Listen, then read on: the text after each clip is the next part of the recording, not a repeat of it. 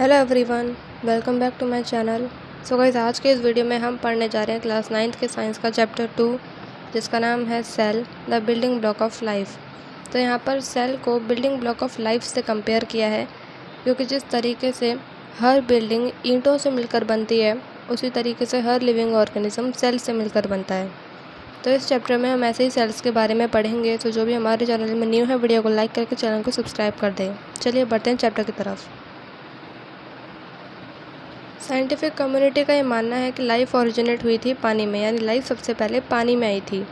कुछ रिसर्चर्स इस बात पर भरोसा करते हैं कि लाइफ सबसे पहले पानी में आई थी, वो भी छोटे वाटर पूल्स में, जब एनवायरमेंटल कंडीशंस चेंज हो रही थी। हॉट स्प्रिंग्स एग्जाम्पल हैं ऐसे ही एनवायरनमेंट का। इंडिया में हॉट स्प्रिंग्स पूगा वैली के, जो लद्दाख में है, उनमें बहुत हाई टेम्परेचर है, लगभग बॉइलिंग पॉइंट ऑफ वाटर जितना। बॉइलिंग पॉइंट ऑफ वाटर मतलब एक ऐसा टेम्परेचर जिसमें पानी भाप में कन्वर्ट होने लग जाता है, और वो टेम्परेचर होता है 100 डिग्री सेल्सियस। तो इन हॉट स्प्रिंग्स का भी टेम्परेचर अबाउट 100 डिग्री सेल्सियस है, इतने ठंडे क्लाइमेट में भी। These environmental conditions same to similar to those on the early earth about 3.5 billion years ago. तो आज एनवायरमेंटल कंडीशंस जो इट्स हॉट स्प्रिंग की है, माना जाता है कि लगभग 3.5 बिलियन साल पहले वो एनवायरमेंटल कंडीशन हमारी अर्थ की भी थी। वो ऑर्गेनिजम्स जो इन हॉट स्प्रिंग्स में रहते हैं, वो लगभग हीट लविंग बैक्टीरिया होते हैं, मीन्स उन्हें हीट पसंद होती है। तो ऐसे बैक्टीरियों को थर्मोफाइल्स कहते हैं, और ये यूनिसेलुलर होती है, मीन्स एक ही सेल से बनी हुई होती है। साइंटिस्ट जो Birbal Sahni institute of palaeosciences से थे, लखनऊ से, उन्होंने पढ़ा इन हॉट स्प्रिंग्स के बारे में, और ये पाया कि इनके चारों तरफ कैल्शियम कार्बोनेट बहुत तेज़ी से फैलता जा रहा है। अब जो चीज़ें इसके अंदर डिपॉजिट हो रही थी, वो प्रोटेक्ट कर रही थी जो पहले के रहने वाले ऑर्गेनिक मॉलिक्यूल्स हैं, उन्हें हार्मफुल रेडिएशन से और एक्सट्रीम कंडीशंस से। एक्सट्रीम कंडीशंस जैसे टेम्परेचर का बहुत ज़्यादा हाई रहना, तो इससे अर्ली ऑर्गेनिक मॉलिक्यूल्स को ये डिपॉजिट करी जाने वाली चीज़ें प्रोटेक्ट कर रही थी। And they may have also helped in the formation of the first protective membrane. और इन डिपॉजिट चीज़ों ने पहले प्रोटेक्टिव मेम्ब्रेन भी फॉर्म करी, एक वो शील्ड जो सेल को डिफाइन करती है। सारे लिविंग ऑर्गेनिज्म सेल से बने होते हैं, इसीलिए सेल रिप्रेजेंट करती है बेसिक लेवल जिस पर लाइफ एग्जिस्ट करती है, यानी कि cell is a basic unit of life. कुछ ऑर्गेनिजम्स होते हैं जैसे बैक्टीरिया, यीस्ट, इनमें सिर्फ एक ही सेल होता है, इसलिए हम इसे कहते हैं यूनिसेलुलर। और कुछ ऑर्गेनिजम्स होते हैं जैसे प्लांट्स, फिश, बर्ड्स, ह्यूमंस, ये सब मिलियंस ऑफ सेल से बने होते हैं, इसलिए इन्हें मल्टी सेलुलर कहा जाता है। यूनिसेलुलर में सारे फंक्शन एक ही सेल परफॉर्म करता है, और मल्टी सेलुलर में अलग अलग सेल्स होते हैं जो अलग अलग फंक्शन परफॉर्म करते हैं। ग्रुप ऑफ सिमिलर सेल्स, यानी कि स्ट्रक्चर में सेम, फंक्शनिंग में सेम, फॉर्म करते हैं सब ग्रुप बना के एक टिश्यू। फिर अलग अलग टिश्यूज़ मिलकर फॉर्म करते हैं ऑर्गन, और अलग अलग ऑर्गन्स मिलकर फॉर्म करते हैं ऑर्गन सिस्टम, जैसे नसल पोर्स, नसल कैविटी, ट्रैक या लंग्स मिलकर फॉर्म करते हैं रेस्पिरेटरी सिस्टम। हमारा डाइजेस्टिव सिस्टम भी ऐसी है। यहाँ तक कि सेल्स ऑर्गेनाइज होते हैं टिश्यूज़, ऑर्गन्स, ऑर्गन सिस्टम में, फिर भी सेल रिमेन जो सेल है वो फंडामेंटल यूनिट ऑफ स्ट्रक्चर रहता है। क्यों? क्योंकि tissues, organs, organ system cell से ही बने। अगर सेल्स नहीं होते तो ये सब भी नहीं बनते। ये चीज़ हमें हैरान कर देती है कि कैसे इतने छोटे छोटे सेल्स इतने सारे अलग अलग एक्टिविटीज़ परफॉर्म कर लेते हैं। What are the different components of a cell? Cell के अलग अलग कंपोनेंट्स, अलग अलग पार्ट्स क्या होते हैं? How do cells in our body communicate with each other? हमारी बॉडी में सेल्स एक दूसरे से कम्युनिकेट कैसे करते हैं? क्या सेल्स हमेशा जीते हैं या फिर वो कभी मरते भी हैं? तो इस चैप्टर में हम ऐसे ही क्वेश्चंस का आंसर ढूंढेंगे जैसे ही हम एंटर करेंगे फैसिनेटिंग वर्ल्ड ऑफ सेल्स में। How to study cells? Cells को कैसे पढ़ते हैं? हम उस ह्यूमन आई की एबिलिटी को क्या बुलाते हैं जो ये देख लेती है कि दो ऑब्जेक्ट्स अलग अलग हैं और दूर है। इमेजिन करो दो टाइनी डॉट्स को जो हमने एक पीस ऑफ पेपर पर ड्रॉ करी है। जैसे जैसे डॉट्स पास आते जाएंगे तो एक पॉइंट ऐसा आएगा जहाँ हमें लगेगा कि वो और अलग है ही नहीं, वो एक ही पॉइंट है। When viewed from about 25 cm the near point of human eye, 2 points separated by 0.1 mm can be seen as distinct. Limit of resolution of the human eye होती है 0.1 mm. यानी अगर कोई ऑब्जेक्ट 0.1 मिलीमीटर से छोटा है तो हम उसे अपनी सिंपल आई से नहीं देख सकते, यानी कि हमें उसे देखने के लिए माइक्रोस्कोप, टेलीस्कोप की हेल्प लेनी पड़ेगी। एक सेल ज़्यादातर बहुत ज़्यादा छोटा होता है कि हम उसे अपनी सिंपल आई से नहीं देख सकते। तो ये एक इम्पॉर्टेंट क्वेश्चन रेज़ करता है कि फिर जो सेल बायोलॉजिस्ट होते हैं वो सेल के स्ट्रक्चर, उसके फंक्शन को कैसे पढ़ते हैं, वो भी उन सेल्स की जो limit of resolution of human आई को भी क्रॉस कर देते हैं। तो तुमने पढ़ा कॉन्वेक्स लेंस के बारे में। अब कॉन्वेक्स लेंस या फिर कॉम्बिनेशन ऑफ लेंस जो बनाते हैं ऑब्जेक्टिव लेंस और एक आई पीस, उन्हें यूज़ किया जाता है मैग्नीफिकेशन के लिए। यहाँ है आई पीस, ये माइक्रोस्कोप का डायग्राम है। यहाँ पर हम अपनी आँख से देखते हैं। ये है ऑब्जेक्टिव लेंस, ये स्टेज है, यहाँ पर हम उस ऑब्जेक्ट को रखते हैं। हमें जिस ऑब्जेक्ट को जूम करके देखना होता है, ये लेंस हमें इमेज जूम शो करता है और यहाँ से हम उस जूम इमेज को देखते हैं। रॉबर्ट हुक पहला पर्सन था जिसने सेल को ऑब्जर्व करा 1665 में, खुद के सेल्फ डिज़ाइन करे हुए माइक्रोस्कोप से। और उसका जो माइक्रोस्कोप था वो 200 to 300 टाइम्स मैग्नीफिकेशन, यानी चीज़ों को बड़े साइज़ में शो करता था। उसने एक छाल ली बहुत पतली सी, और जब उसने माइक्रोस्कोप के अंदर उसे ऑब्जर्व करा तो उसने देखा कि छोटे बॉक्स जैसे कंपार्टमेंट, छोटे बॉक्स जैसे गैप्स उसे दिख रहे हैं। उसने उसको नाम दे दिया सेल्स। ये पहली बार था जब साइंस के अंदर किसी बेसिक यूनिट ऑफ लाइफ को डिस्क्राइब करने के लिए सेल्स वर्ड का यूज़ हुआ था। इन स्कूल के लेबोरेटरीज़ में हल्के माइक्रोस्कोप्स को यूज़ किया जाता है ऑब्जेक्ट्स को ऑब्जर्व करने के लिए। उनमें ऑब्जेक्टिव लेंसेज अलग अलग होते हैं, कोई 10 टाइम्स चीज़ों को बड़ा शो करता है, कोई 40 टाइम्स बड़ा शो करता है, ताकि हम बेटर मैग्नीफिकेशन देख सकें, यानी बेटर जूम इमेज देख सकें और अच्छी विजिबल लाइट में उसे देख सकें। एक्सप्लोर करो डिफरेंट पार्ट्स ऑफ माइक्रोस्कोप्स को अपने स्कूल के लेबोरेटरी में, और माइक्रोस्कोप को यूज़ करो अलग अलग मटेरियल्स के स्ट्रक्चर्स को देखने के लिए। माइक्रोस्कोप के अंदर आप देखेंगे एक मैग्नीफाइड इमेज, एक जूम इमेज ऑब्जेक्ट की। तो क्या आप एक्चुअल साइज़ उसका अंदाज़ा लगा सकते हैं? Let us estimate the size of a cell. एक ट्रांसपेरेंट रूलर लेना है, ट्रांसपेरेंट स्केल लेना है, जैसे मिलीमीटर से मार्किंग हो रखी हो। रखना है आपको उस स्केल को माइक्रोस्कोप के स्टेज पे, और फोकस करना है एडजस्टमेंट नोब पर। ऑब्ज़र्व करना है डायमीटर जितना हमें सर्कुलर फील्ड में दिख रहा है आईपीस से। मेज़र करना है उसे मिलीमीटर में। अब डायमीटर को हमें मिलीमीटर से माइक्रोमीटर में कन्वर्ट कर देना है। माइक्रोमीटर का साइन होता है ये। सपोज़ डायमीटर जो विजिबल फील्ड हमें दिख रही है वो है 5 मिलीमीटर, तो 1 मिलीमीटर में 1000 माइक्रोमीटर होते हैं, तो 5 मिलीमीटर में 5000 माइक्रोमीटर होंगे। अब हमें स्केल को हटा देना है और रखना है एक ऑनियन पील की स्लाइड को स्टेज पर, और माइक्रोस्कोप के नीचे देखना है। फोकस करना है स्लाइड पर और काउंट करना है कि डायमीटर जो हमारी 5000 माइक्रोमीटर है उसके साथ में टोटल कितने सेल्स हैं ऑनियन पील के स्ट्रेट लाइन में। अब एस्टिमेट करो real size of cell using the formula. यह है formula, estimated size of the onion peel cell. सबसे ऊपर आएगा डायमीटर, जिसे हमें माइक्रोमीटर में लिखना है, और वो डायमीटर है हमारा 5000 माइक्रोमीटर।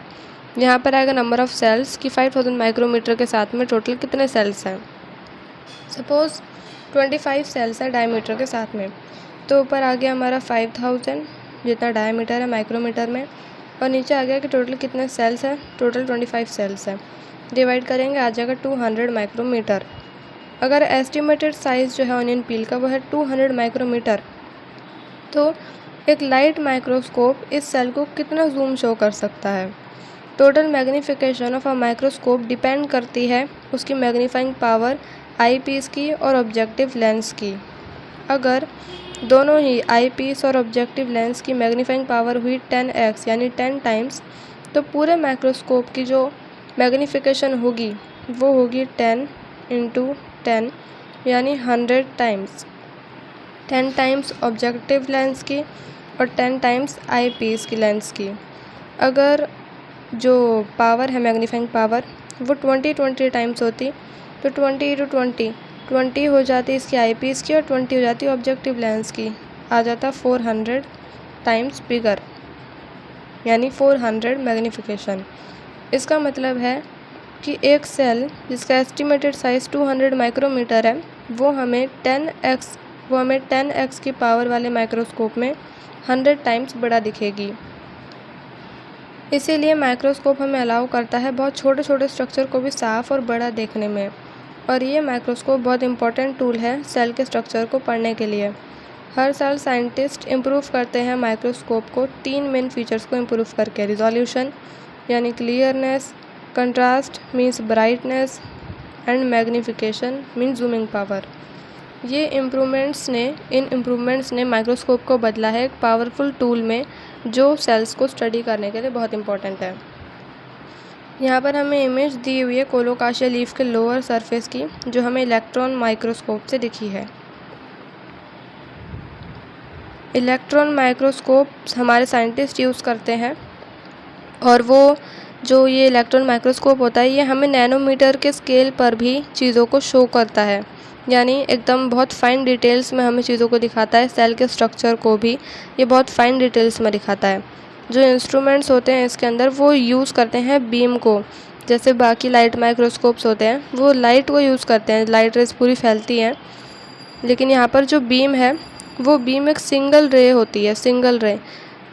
जिस भी पार्ट पर हम उस बीम को रखेंगे वो उस पार्ट को हमें बहुत ज़्यादा जूम शो करेगा। 1 नैनोमीटर 1 मीटर का 1 बिलियंथ पार्ट होता है। Now structure of a cell. You have learn that cells are organised into specialised tissues and organs. कि सेल्स को स्पेशलाइज किया जाता है, वो एक साथ इकट्ठे होते हैं, टिश्यूज़ और ऑर्गन्स फॉर्म करते हैं और कलेक्टिवली वो परफॉर्म करते हैं अलग अलग फंक्शंस को। इन सेल्स के लिए कि इकट्ठा होकर फंक्शंस परफॉर्म कर सके तो ये ज़रूरी है कि वो एक दूसरे से इंटरेक्ट करें और अपने सराउंडिंग्स के साथ में इंटरेक्ट करें। तो ये जो इंटरेक्शंस होती हैं ये होती हैं सेल की बाउंड्री में, जहाँ पर सब्सटेंसेस सेल्स के और जो बाहर के एक्सटर्नल एनवायरनमेंट है उनके बीच में मूव कर सकें। यहाँ तक कि एक सिंगल सेल ऑर्गेनिज्म भी मटेरियल्स एक्सचेंज करता है और अपने एनवायरनमेंट के साथ रिस्पॉन्स करता है बाय सेल मेम्ब्रेन। अब ये सेल मेम्ब्रेन क्या होता है ये पढ़ते हैं। सेल मेम्ब्रेन एक पतली बाउंड्री होती है जो सेल को घेर के रखती है और प्रोटेक्ट करती है इसके अंदर के कंटेंट्स को, मीन्स अंदर का जितना भी माल मसाला है जैसे nucleus, cytoplasm, endoplasmic reticulum, Golgi bodies, ribosomes, lysosomes, इन सबको प्रोटेक्ट करता है। ये डिफाइन करता है इंडिविजुअलिटी ऑफ अ सेल। जैसे अगर 3 सेल्स ड्रॉ कर दिए तो हमें पता चल रहा है ये सेल अलग है, ये सेल अलग है, ये सेल अलग है। क्यों? इसकी बाउंड्रीज़ को देख के कि ये तीनों सेल्स हमें अलग दिख रहे हैं बाउंड्रीज़ की वजह से। तो जो सेल मेम्ब्रेन होती है ये इंडिविजुअलिटी शो करता है सेल्स की, और इसका दूसरा नाम प्लाज्मा मेम्ब्रेन भी है। सेल मेम्ब्रेन सिलेक्टिवली परमेएबल है, जिसका मतलब है कि ये कुछ चीज़ों को पास करने देता है लेकिन बाकियों को ब्लॉक करता है। तुमने सीखा कि ऑक्सीजन और कार्बन डाइऑक्साइड अलवेली की लंग्स में मेम्ब्रेन्स के थ्रू कैसे मूव करती हैं। How does the structure of the cell membrane, की कैसे जो स्ट्रक्चर है सेल मेम्ब्रेन का अलवेली के सेल्स में वो कंट्रोल करते हैं सब्सटेंसेस की मूवमेंट को। अब आपको चाकू लेना है और केयरफुली एक पोटैटो को आपको 2 पीस में कट कर देना है और वो इक्वल साइज़ के होने चाहिए। अब दोनों के ही वेट अभी जो है उन्हें आपको वेट मेजरिंग मशीन से रिकॉर्ड कर लेना है। अब एक पोटैटो के पीस को आपको बीकर ए में रखना है, उसमें एकदम साफ़ पानी होना चाहिए, प्लेन वाटर। और दूसरे पीस को आपको बीकर बी में रखना है जिसमें 20% या तो सॉल्ट सॉल्यूशन हो या फिर शुगर सॉल्यूशन हो। अब दोनों ग्लासेस को अनडिस्टर्ब छोड़ दो, मत छेड़ो 1 घंटे के लिए या फिर तब तक के लिए जब तक आप उसके अंदर कोई चेंज ना देख लो उनके पीसेस के साइज़ में। अब मेज़र करो, रिकॉर्ड करो फाइनल वेट जो अब आपके हाथ में आया है, दोनों आलू के जो पीस हैं अब उनका कितना वेट है। कैलकुलेट करो डिफरेंस जो उनका वेट पहले था और अब जो उनका अब है। तुमने क्या ऑब्ज़र्व किया? तो हम देखेंगे कि बीकर ए में जो पोटैटो पीस है वो फुल गया है, बीकर बी में पोटैटो के पीस जो है वो श्रिंक हो गया है, क्योंकि यहाँ पे एकदम प्लेन पानी है, मीन्स यहाँ पे सॉल्वेंट ज़्यादा है, सॉल्यूट नहीं है। सॉल्वेंट होता है जो किसी चीज़ को घोलता है और सॉल्यूट होता है जो घुलता है। तो यहाँ पे सॉल्वेंट ज़्यादा है, लिक्विड ज़्यादा है, सॉल्यूट नहीं है। इसीलिए पोटैटो के कंपैरिजन में बाहर जो सॉल्वेंट है, बाहर पानी ज़्यादा है, तो बाहर जो पानी है वो पोटैटो के अंदर मूव करेगा, क्योंकि पानी हमेशा हायर कंसंट्रेशन से लोअर कंसंट्रेशन की तरफ मूव करता है। इस वजह से पोटैटो यहाँ पे फूल जाएगा। यहाँ पर हमने सॉल्ट या फिर शुगर सॉल्यूशन डाला था, इसके वजह से यहाँ पे सॉल्यूशन गाढ़ा हो गया। अब बाहर के कंपैरिजन में पोटैटो के अंदर जो सॉल्वेंट है, लिक्विड है, वो ज़्यादा है, इसलिए बाहर के एरिया को भरने के लिए, बाहर के लिक्विड का एनवायरनमेंट पूरा करने के लिए पोटैटो से जो पानी है वो बाहर जाएगा, जिस वजह से अंदर का जो ये पोटैटो है ये पिचक जाएगा।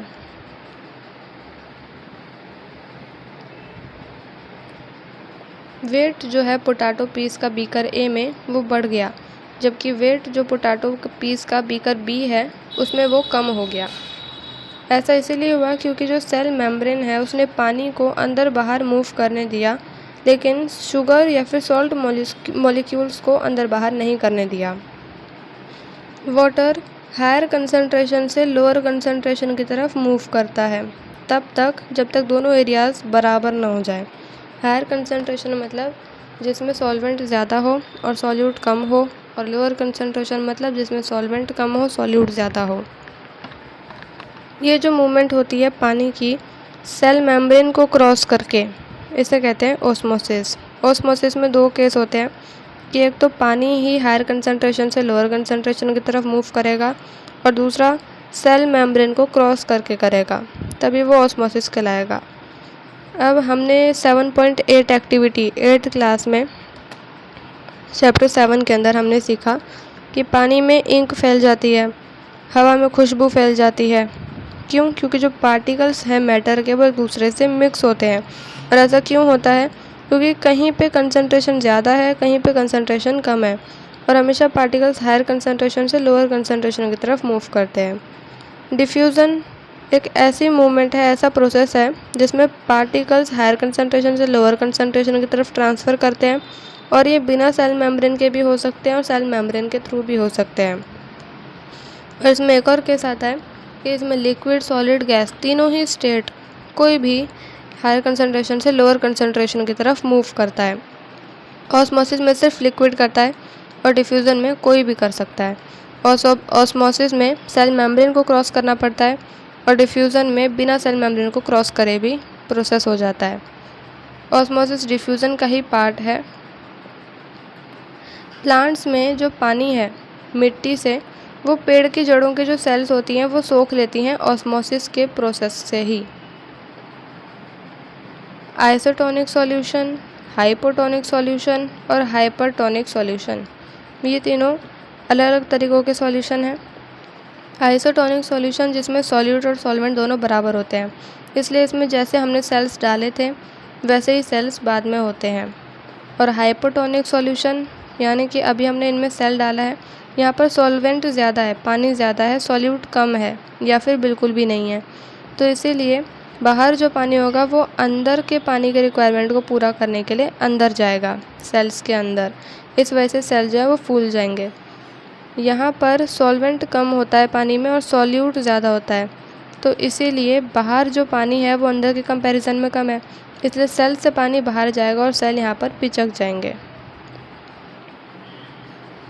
स्ट्रक्चरली सेल मेम्ब्रेन बहुत पतला होता है, लगभग 7 to 10 नैनोमीटर। 1 नैनोमीटर 0.00001 मिलीमीटर होता है, और ये लिपिड से बना होता है यानी फैट से, और प्रोटीन से बना होता है।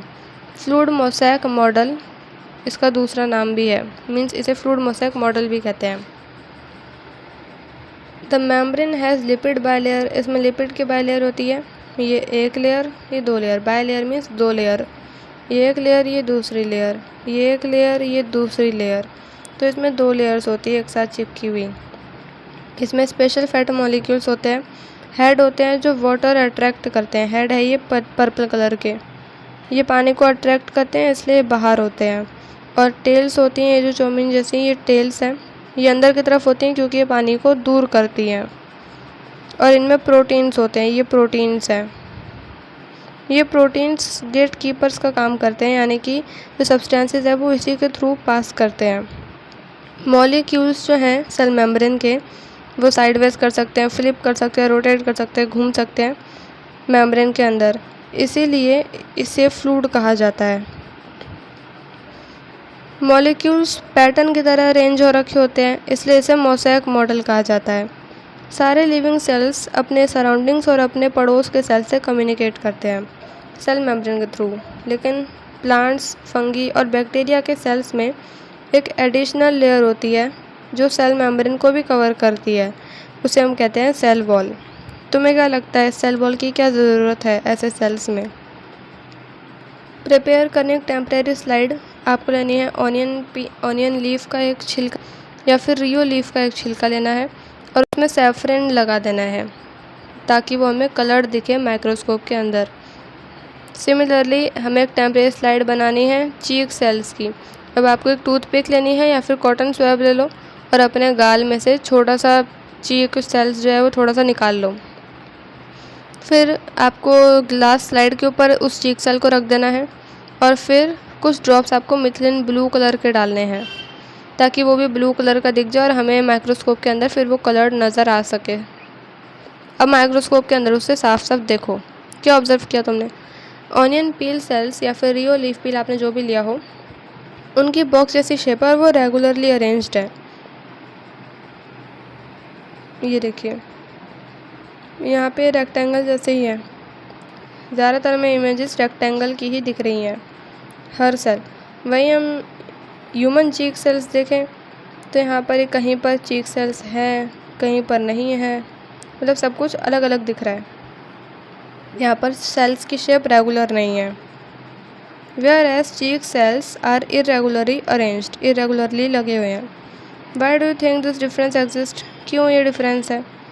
प्रिपेयर करने आपको 2 स्लाइड्स रियो लीफ पील के और ह्यूमन चीक सेल्स के दोबारा, और अब 20% शुगर सॉल्यूशन आपको दोनों में डाल देना है। ऑब्ज़र्व करो माइक्रोस्कोप के अंदर आधे घंटे बाद क्या ऑब्ज़र्व किया तुमने? तुम देखोगे कि जो बाउंड्रीज़ है प्लांट सेल्स की वो अभी भी सेम है, लेकिन अंदर का जो कंटेंट है वो पिचक गया है और जो स्पेस है अंदर और बाहर की बाउंड्रीज़ का वो बढ़ गया है। और चीक सेल्स में तुम देखोगे कि वो पूरा का पूरा पिचक चुका है। ये प्लांट सेल का है। प्लांट सेल में देखो ये जो पहले एकदम रेगुलर शेप जैसे थे अभी भी रेगुलर ही दिख रहे हैं, लेकिन इनकी जो बाउंड्रीज़ हैं, बाउंड्रीज़ का गैप इनमें बढ़ गया है। वही हम ह्यूमन के चीक सेल में देखें तो ये पूरा का पूरा ही पिचक गया है, एकदम ही पिचका हुआ हमें नज़र आ रहा है। तो अब ऐसा क्यों? अब ये पढ़ेंगे cell wall. The outer covering of cells. Generally plants एक जगह से दूसरी जगह मूव नहीं कर सकते कि चलो भाई गर्मी लग रही है तो चलो अंदर कमरे में चलते हैं एसी ऑन कर लेते हैं, नहीं, वो एक ही जगह रहते हैं। तो इसलिए उन्हें एक रिजिड स्ट्रक्चर चाहिए, एक स्ट्रॉन्ग स्ट्रक्चर चाहिए उन्हें, जो भले कैसा भी एनवायरमेंटल स्ट्रेस हो, भले तेज़ हवा हो, बारिश हो, धूप हो, आंधी तूफान कुछ भी हो, वो एकदम निडर खड़े रहें। इसीलिए उनके जो प्लांट सेल्स होते हैं उनमें एक बाहर एक्स्ट्रा लेयर होती है जो सेल मेम्ब्रेन को भी कवर करती है, और वो लेयर होती है cell wall. Cell wall help करता है लीव्स और फ्लावर्स को टाइट रखने में, और जो शेप्स होती हैं सेल्स की उन्हें भी मेंटेन रखने में। इसके वजह से जो प्लांट्स हैं वो एकदम सीधे खड़े रहते हैं। Although rigid the cell wall is permeable, cell wall freely permeable होती है, मीन्स पानी और कुछ डिजॉल्व मिनरल्स इसके थ्रू क्रॉस कर सकते हैं, पास हो सकते हैं। Along with the selective permeability of the cell membrane, the permeability of cell wall help plants roots absorb water and nutrients from the soil. तो सेल वॉल सेल मेम्ब्रेन की जो मिट्टी होती है उनमें से भी पानी को सोखने में हेल्प करती है। जब हम रियो लीफ या फिर ऑनियन पील को कंसनट्रेटेड शुगर सॉल्यूशन में डालते हैं तो जो प्लांट सेल्स होते हैं वो पानी बाहर छोड़ देते हैं ऑस्मोसिस के प्रोसेस की वजह से। हाउएवर जो सेल्स होते हैं वो नहीं पिचकते साइज़ में। क्यों? क्योंकि सेल वॉल जो है बहुत स्ट्रॉन्ग होती है, वो उनकी शेप को मेंटेन करती है। जो अंदर का कंटेंट होता है वो पिचक जाता है, और वो भी तब क्योंकि सेल मेम्ब्रेन सेल वॉल से बाहर निकल जाती है। ये चीज़ शो करती है कि सेल वॉल प्लांट सेल्स की हेल्प करती है टाइट रहने में और उनकी ओरिजिनल शेप पे रहने में। एनिमल सेल्स जैसे चीक सेल्स हो गया तो उसके अंदर सेल वॉल नहीं होती, इसीलिए जब भी हम उसे कंसनट्रेटेड शुगर सॉल्यूशन में रखते हैं तो उनके अंदर से जितना भी पानी होता है वो सब बाहर निकल जाता है और वो पिचक जाता है। बिना रिजिड सेल वॉल के एनिमल सेल्स अपनी शेप को इजीली चेंज कर सकते हैं। ये सेलुलर फ्लेक्सिबिलिटी ओवरऑल मूवमेंट में हेल्प करती है और जो एनिमल के टिश्यूज़ होते हैं वो अपने फंक्शंस परफॉर्म करते रहते हैं easily. The plant cell wall is primarily made of cellulose. अब जो प्लांट सेल वॉल है वो सेल्यूलोज से बनी होती है, और सेल्यूलोज एक तरीके का कार्बोहाइड्रेट होता है जो ग्लूकोज से बना होता है, कई सारे टाइप के ग्लूकोज से बना होता है। सेल्यूलोज हमारी डाइट में रफेज की तरह हेल्प करता है, हमारे डाइजेशन में हेल्प करता है। कुछ माइक्रो ऑर्गेनिजम्स होते हैं जैसे फंगी और बैक्टीरिया, उनके अंदर सेल वॉल होती है और ये सेल वॉल उन्हें प्रोटेक्शन प्रोवाइड करती है और स्ट्रक्चरल सपोर्ट भी प्रोवाइड करता है। The cell interior. तो हमने सीखा कि ज़्यादातर जो सेल्स होते हैं उनके अंदर 3 बेसिक पार्ट्स होते हैं। सिलेक्टिवली परमेबल मेम्ब्रेन, जिसे प्लाज्मा मेम्ब्रेन या फिर सेल मेम्ब्रेन भी कहते हैं। एक semi fluid jelly like structure भी होता है सब्सटेंस, जिसे हम साइटोप्लाज्म कहते हैं, और एक न्यूक्लियस होता है। In addition to nucleus, cytoplasm के अंदर कुछ सब सेलुलर कॉम्पोनेंट्स भी होते हैं, उन्हें हम कहते हैं organelles, along with other substances present in it, most of which are only visible. तो ये ज़्यादातर जो ऑर्गेनेलीज होती हैं ये हमें सिर्फ एक इलेक्ट्रॉन माइक्रोस्कोप से ही दिख सकती हैं, ये इतनी छोटी होती हैं। ये बैक्टीरियल सेल है, ये प्लांट सेल है, ये एनिमल सेल है। स्टडी द गिवन डायग्राम्स को पढ़ो, bacterial cell, plant cell, animal cell. Observe करो कि इनके स्ट्रक्चर्स के बीच में क्या डिफरेंस है। बैक्टीरियल सेल के अंदर, बैक्टीरिया का जो सेल होता है उसमें वेल डिफाइंड न्यूक्लियस नहीं होता, मीन्स न्यूक्लियस की बाउंड्री नहीं होती, और मेम्ब्रेन बाउंड ऑर्गेनेलीज भी नहीं होती, यानी कि ऑर्गेनेलीज की कोई मेम्ब्रेन भी नहीं होती, वैसे ही पड़े रहते हैं। Such cells are called prokaryotic cells. ऐसे सेल्स को प्रोकैरियोटिक सेल्स कहते हैं जिसमें वेल डिफाइंड न्यूक्लियस नहीं होता और मेम्ब्रेन बाउंड ऑर्गेनेलीज नहीं होती। प्रो मतलब पुराना और karyon means nucleus. Prokaryotic cells में ज़्यादातर जो सेलुलर एक्टिविटीज़ हैं वो डायरेक्टली साइटोप्लाज्म में होती हैं। इन कंट्रास्ट प्लांट और एनिमल सेल्स के अंदर वेल डिफाइंड न्यूक्लियस होता है, यानी न्यूक्लियस की बाउंड्री होती है, और several bound membrane bound organelles भी होती हैं, यानी ऑर्गेनेलीज की मेम्ब्रेन भी होती है। तो ऐसे सेल्स को यूकैरियोटिक सेल्स कहते हैं। यू मतलब सच, true, and karyon means nucleus. तो अब हमें यहाँ पे बताना है कि ये जो स्ट्रक्चर्स हमें सेल के दे रखे हैं ये बैक्टीरियल सेल, प्लांट से एनिमल सेल में होते हैं या नहीं होते हैं। सेल मेम्ब्रेन तीनों में होता है। सेल वॉल बैक्टीरियल में होता है, प्लांट में होता है, एनिमल में नहीं होता। साइटोप्लाज्म तीनों में होता है। वेल डिफाइंड न्यूक्लियस, यानी कि न्यूक्लियस पूरा बंधा हुआ होता है जेनेटिक मटेरियल्स के साथ में, तो बैक्टीरियल में नहीं होता, प्लांट और एनिमल में होता है। प्रिमिटिव न्यूक्लियस, पुराना न्यूक्लियस जो बैक्टीरियल में होता है, प्लांट और एनिमल में नहीं होता।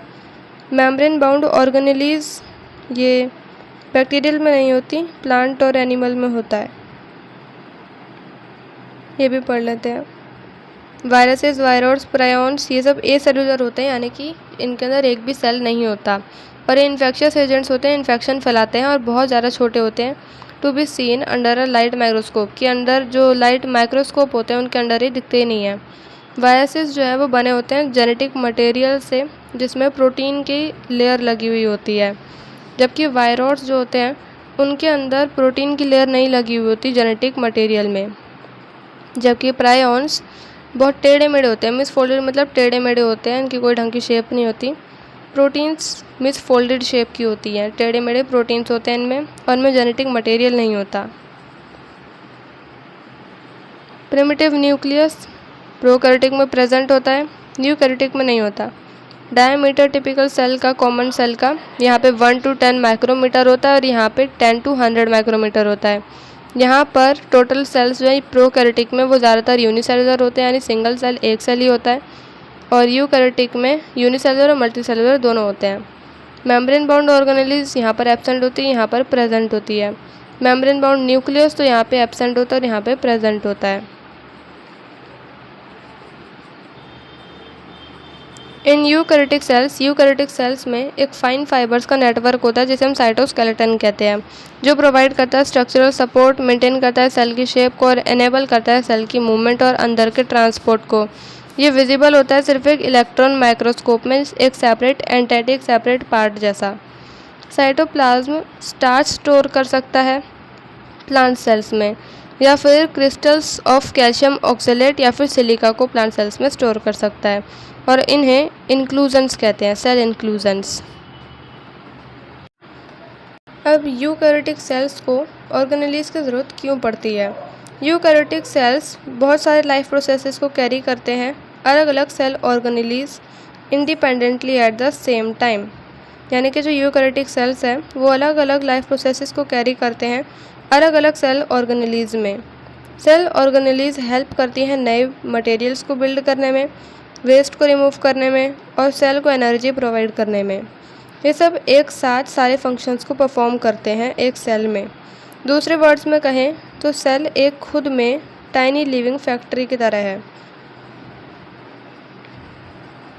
सबसे पहले आता है न्यूक्लियस। न्यूक्लियस की डबल लेयर्ड कवरिंग जिसे हम कहते हैं न्यूक्लियर मेम्ब्रेन। तो जो न्यूक्लियस है उसकी दो मेम्ब्रेन होती हैं, दो लेयर्स होती, दो लेयर की कवरिंग होती है जिसे हम कहते हैं न्यूक्लियर मेम्ब्रेन। यहाँ पे भी दिख रहा होगा, यहाँ पर दो लेयर हैं इसकी, एक ये और एक ये। इसे कहते हैं double layer nuclear membrane. Which has pores, इसमें छोटे छोटे छेद होते हैं, जैसे न्यूक्लियर पोर लिखा हुआ है, इसमें छोटे छोटे छेद होते हैं जो ट्रांसफ़र जो होते हैं मटेरियल्स के न्यूक्लियस और साइटोप्लाज्म के बीच में वो अलाउ करते हैं। न्यूक्लियोलस डेंस राउंड बॉडी होती है न्यूक्लियस की, यानी कि न्यूक्लियस का भी न्यूक्लियस होता है, उसे हम कहते हैं न्यूक्लियोलस। अब ये न्यूक्लियोलस वो पार्ट है जहाँ पे राइबोसोम्स के पार्ट्स बनते हैं। अब ये जो राइबोसोम्स के पार्ट्स होंगे ये जाएंगे साइटोप्लाज्म में, जहाँ पर एक बड़ा और एक छोटा पार्ट मिलकर एक कंप्लीट राइबोसोम फॉर्म करता है। फिर राइबोसोम प्रोटीन्स बनाएगा। न्यूक्लियस के अंदर क्रोमोसोम्स होते हैं और ये हमें रॉड जैसी शेप के दिखते हैं जब सेल्स डिवाइड होने वाले होते हैं। क्रोमोसोम्स के अंदर इन्फॉर्मेशन होती है जो हमें अपने पेरेंट्स से मिलती है in form of DNA, deoxyribonucleic acid. Chromosomes DNA और स्पेसिफिक टाइप ऑफ प्रोटीन से बने होते हैं। डीएनए के जो मॉलिक्यूल्स होते हैं उनके अंदर जेनेटिक इन्फॉर्मेशन होती है। जो फंक्शनल पार्ट होता है डीएनए का उसे हम कहते हैं जीन्स। ये जीन्स होती है जो बताती हैं हमारे आई कलर, हमारा हेयर कलर, हमारा स्किन कलर क्या होगा। जब सेल डिवाइड नहीं हो रहा था तो डीएनए बहुत उलझा हुआ सा होता है, उस टाइम पे उसे क्रोमेटिन कहते हैं। Chromatin material is visible as an entangled mass of thread like structures. तो ये उलझा हुआ धागे जैसा हमें लगता है जब सेल डिवाइड नहीं हो रहा होता, तब हम इसे कहते हैं क्रोमेटिन। फिर बाद में यही क्रोमेटिन होता है जब सेल डिवाइड होने वाला होता है तो ये क्रोमोसोम में कन्वर्ट हो जाता है। अब कुछ सेल्स होते हैं हमारी बॉडी में जो स्पेसिफिक फंक्शंस को परफॉर्म करते हैं। फॉर एग्जांपल जैसे mature red blood cells RBCs humans में, उनके अंदर न्यूक्लियस नहीं होता, तो न्यूक्लियस ना होने की वजह से उनके अंदर ज़्यादा स्पेस होता है हीमोग्लोबिन के लिए और बड़ा लार्ज अमाउंट में उनका ट्रांसपोर्ट हो सकता है ऑक्सीजन का पूरे बॉडी के अलग अलग सारे सेल्स में। अब उनके अंदर न्यूक्लियस नहीं है तो इसलिए वो डिवाइड नहीं हो सकते और रिपेयर नहीं कर सकते खुद को, जिसकी वजह से उनकी जो लाइफ लाइन होती है बहुत छोटी होती है और वो सिर्फ अप्रॉक्सीमेटली 120 डेज तक ही सर्वाइव कर पाते हैं। प्रोकैरियोटिक सेल्स का खुद का वेल डिफाइंड न्यूक्लियस नहीं होता, मीन्स न्यूक्लियस की कोई बाउंड्री नहीं होती, तो उनका जो डीएनए होता है वो एक सिंगल सर्कुलर मॉलिक्यूल जैसा ही इधर पड़ा रहता है, मीन्स ऐसे थोड़ा घुमावदार तरीके से ऐसे पड़ा रहेगा। तो वो एरिया जहाँ पे जेनेटिक मटेरियल यानी डीएनए पड़ा रहेगा उस एरिया को हम कहते हैं न्यूक्लियोइड। ऊपर बैक्टीरियल सेल में भी हमें दिया हुआ था, यहाँ पर ये पर्पल कलर सा ये इस तरीके से घूमा हुआ, ये है न्यूक्लियोइड यानी जेनेटिक मटेरियल।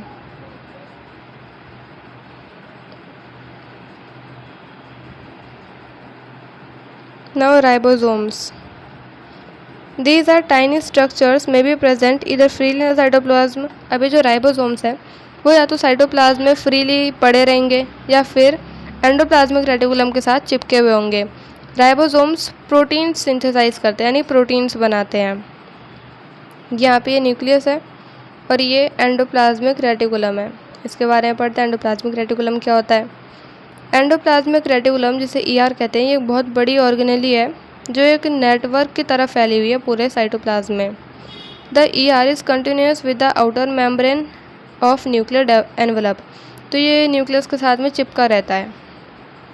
ईआर एक बहुत यानी एंडोप्लाज्मिक रेटिकुलम एक बहुत मेजर रोल प्ले करता है in synthesize and transport of proteins. तो ये प्रोटीन्स बनाता भी है और ट्रांसपोर्ट भी करता है प्रोटीन्स, फैट्स और कुछ हार्मोन्स को इन सम ऑफ द स्पेशलाइज्ड सेल। जो स्ट्रक्चर होता है ईआर का एंडोप्लाज्मिक रेटिकुलम का वो अलग अलग होता है, डिपेंड करता है उसका फंक्शन कैसा है। दो तरीके के एंडोप्लाज्मिक रेटिकुलम होते हैं। एक होता है रफ एंडोप्लाज्मिक रेटिकुलम RER, ये रफ दिखता है।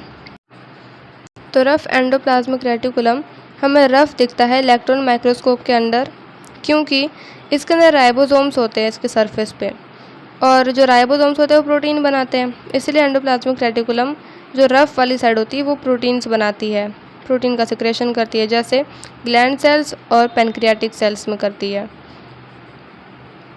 ये रफ वाली साइड में अगर हम देखें तो यहाँ पर हमें ब्लू कलर से, पर्पल कलर से, डॉट डॉट से दिख रहे हैं, ये सारे हैं राइबोसोम्स हैं ये।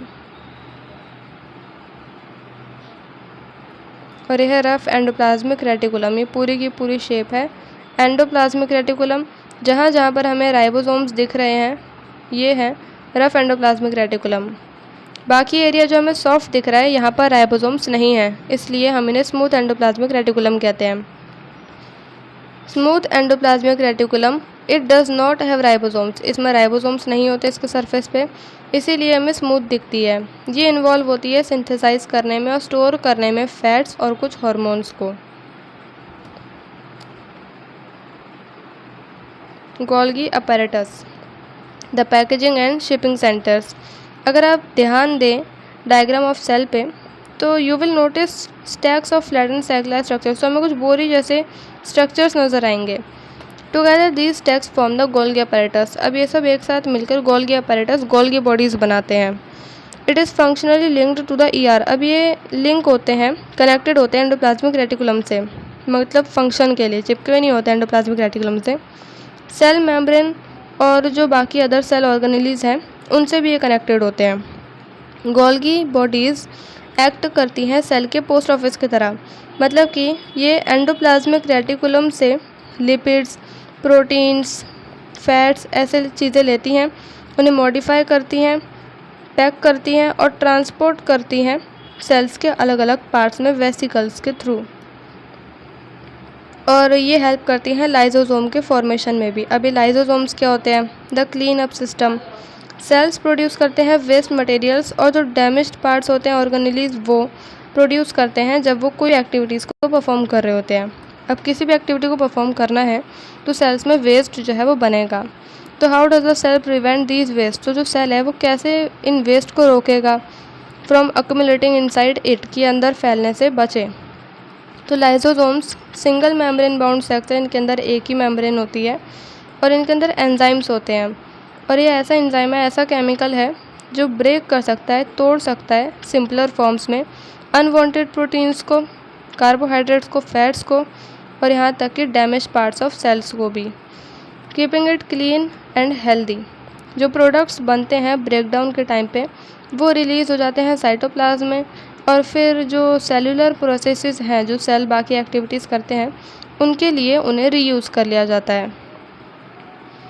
ह्यूमन का स्पर्म सेल के अंदर लाइजोसोमल एंजाइम्स होते हैं, यानी लाइजोसोम्स के एंजाइम्स होते हैं ह्यूमन के स्पर्म सेल्स में, मेल के अंदर।